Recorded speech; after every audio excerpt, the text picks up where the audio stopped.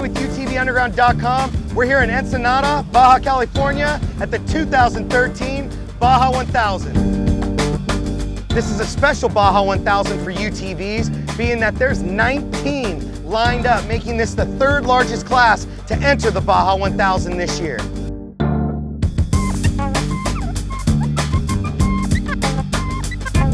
I've been to Baja a few times, but always as a crew member. This is my first time ever actually driving and pre-running and doing it as this part of the team, so it's pretty crazy, you know. This is a fun deal, and a lot of people say only in Baja, you know. It's just a crazy place, and you see crazy things, and it's stuff I'll never forget, and I'm pumped to get to experience it for my first time.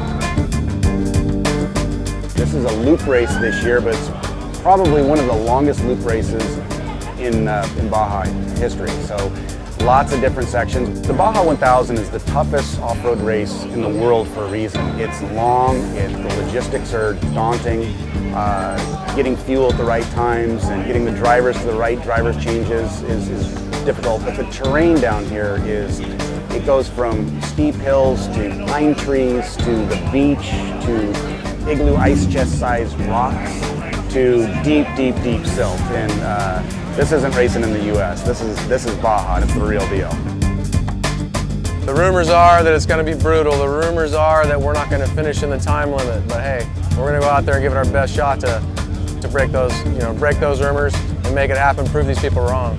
To us, the scary part is the unknown. We don't really know exactly what to expect. You know, we hear from other teams, hey, it's like this and like that, but we know after 150 vehicles go through there, it's going to be a whole nother ball game.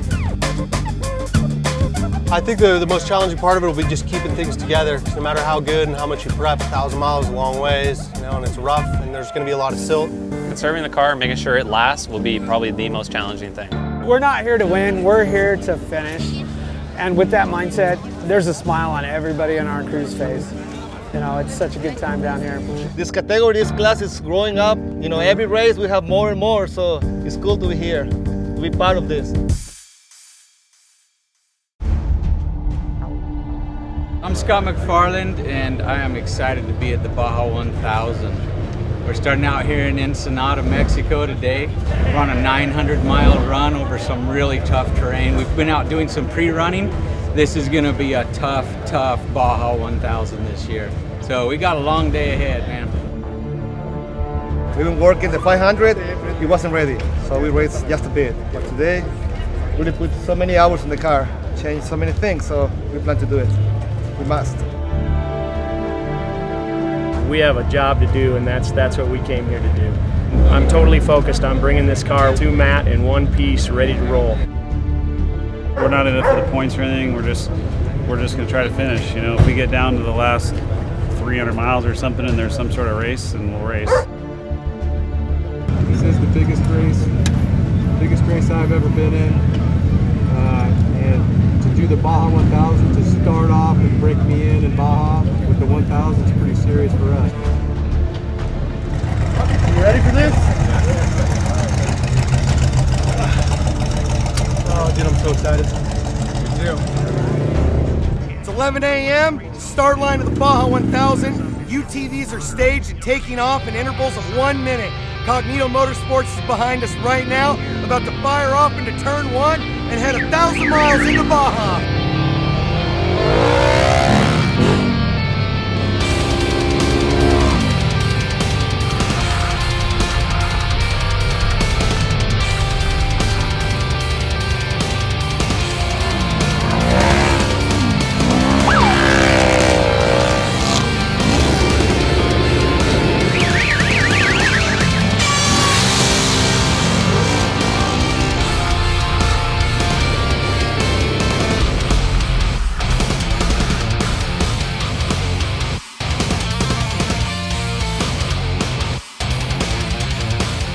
So at race mile 77, first big stop for the UTVs. Everyone's pretty much here, splashing fuel or doing some sort of a visual. Coastal rolled in, they're the third UTV physically on course. They're gonna top off with gas and head on through.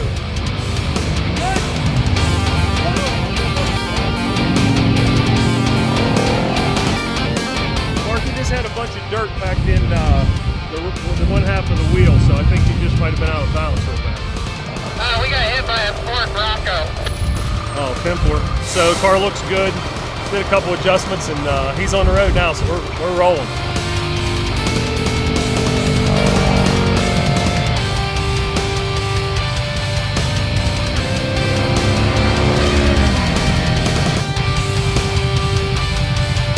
Going great, man. Loving it, man. Beautiful country.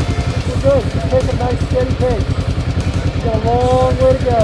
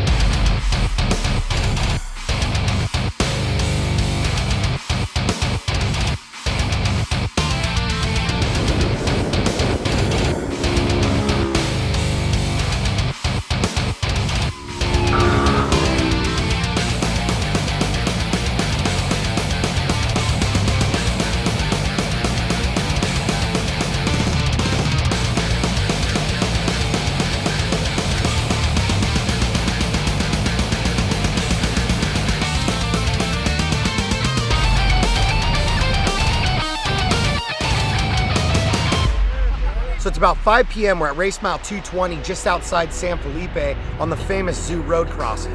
UTVs have been on course for about 6 hours now, but they're barely a quarter of the way through the race. As the sun starts to fall, the last word we've got is that the 1942 Polaris RZR of Brightside Racing is currently in the lead. Close behind them is the 1918 of Cognito Motorsports and their Polaris RZR, and then right on their tails, the Jagged X Polaris RZR 1932 of Matt Parks. And while expecting the 1942 RZR to come through first, instead it was the 1932 Jagged X Polaris RZR of Matt Parks who made their way on bias down to their driver change about 2 miles south of us.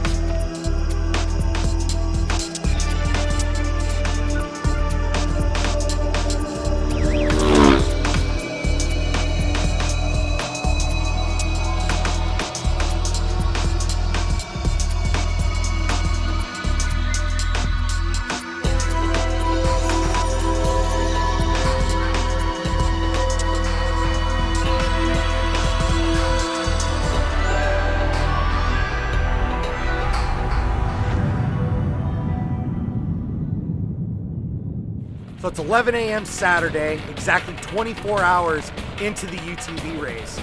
To no one's surprise, it's the 1932 of Jagged X and the 1934 of Coastal Racing that are battling it out as they head here to race mile 800. It's gonna be heated with Coastal running right behind them. RJ Anderson's piloting the Coastal vehicle at this point, and Bo Barron's in the Jagged X car. Two guys that are familiar with duking it out on the racetrack. I got in the car originally at mile 395, across the pavement, and then I got the gnarliest section. It was all the silt and all that good stuff, and we made it through. You know, pre-running, I was like, I didn't even know if a RZR would go through it, but we made it through, and we started making up a lot of time. We had a mechanical early on, and we fell back to about, I think we were running about 5th. And we got it up to 2nd place and right behind the Jagged guys, and I got out of the car at 565. Mark Holtz got in it and got the lead. Then I got back in the car. We held the lead, got mixed the turn. Jagged guys got back by us, then they had a mechanical. So right now we're in the lead. That's what's funny about desert racing. It's like almost like a chess game. You know, you're kind of like hanging out at first, and then at the end there's a battle. You know, and it's like now it's like the battle's on. Short course out there.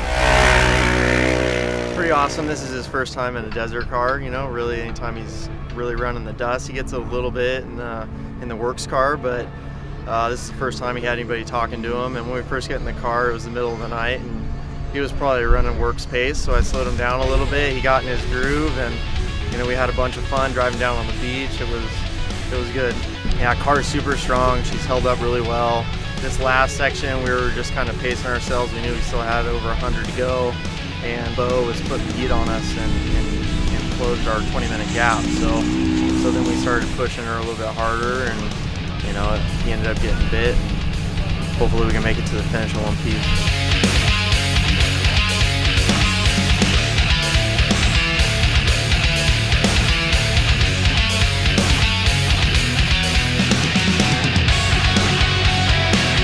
So it's about 12:30 now. We're at race mount 840, known as the Meadow, just outside of Ojos Negros.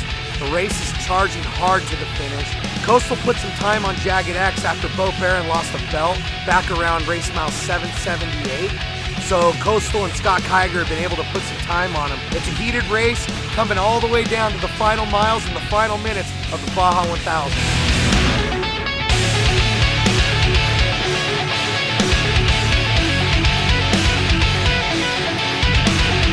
2 p.m. here in Ensenada. We're at the finish line. Coastal's minutes away from pulling in. 27 hours on course. These guys have been battling silt, rocks, dirt, everything. Mechanicals, the whole nine. We just got word that they had a broken half shaft only miles away from here. So it's a waiting game now at this point. They should be coming around the corner at any second. The 1932's pushing hard on them. Jagged X is hunting, and they're trying to get within the time range to still get the win on corrected. All we can do now is wait and see what happens. So we're gonna hang out and see who pulls across the finish line first.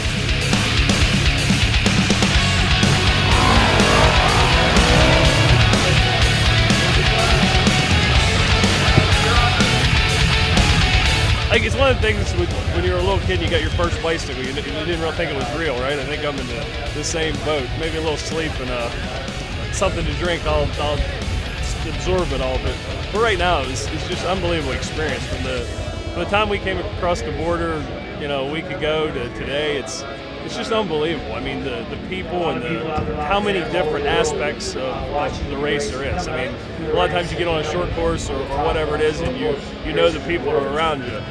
Every turn you find somebody new here that you've never met, but they're going to meet you, so in one way or another. So it was great. As far as the Polaris and what Mark put together, and Randy, the guys from Walker Evans and Holtz, I mean, unbelievable. I mean, it was a great program and a lot of fun. And the thing that's nice about this is just how many people it takes to do it and how good a team are required to make it happen. So hats off to those guys and everybody that helped in the pits. It was a great team effort for sure.